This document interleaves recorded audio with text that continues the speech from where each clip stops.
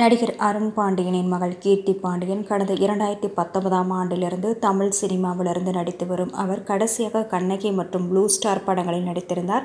சில மாதங்களுக்கு முன்பு நடிகர் அசோக் செல்வனை திருமணம் செய்து கொண்டார். ப்ளூ ஸ்டார் படத்தில் இணைந்து நடித்த போது 2 பேருக்கும் இடையே ஏற்பட்ட பழக்கம் திருமணத்தில் முடிந்தது. தற்போது கீர்த்தி பாண்டியன் தனது பிறந்த நாளை தாய்லாந்தில் கணவர் அசோக் செல்வனோடு கொண்டாடிய புகைப்படங்கள் ட்ரெண்டாகியுள்ளது. அசோக் செல்வனிடம் திருமணத்திற்கு பிறகு கீர்த்தி பாண்டியன் நடிப்பாரா என்று பத்திரிகையாளர்கள் கேள்வி எழுப்பினர். அதற்கு அசோக், நான் ஒன்றும் கீர்த்தி பாண்டியனுக்கு ஓனர் கிடையாது என்று சாட்டையடி பதில் கொடுத்தார். கீர்த்தி மற்றும் அசோக்கின் செயல்களையும் பதில்களையும் நெட்டிசன்கள் இணையத்தில் கொண்டாடினர்.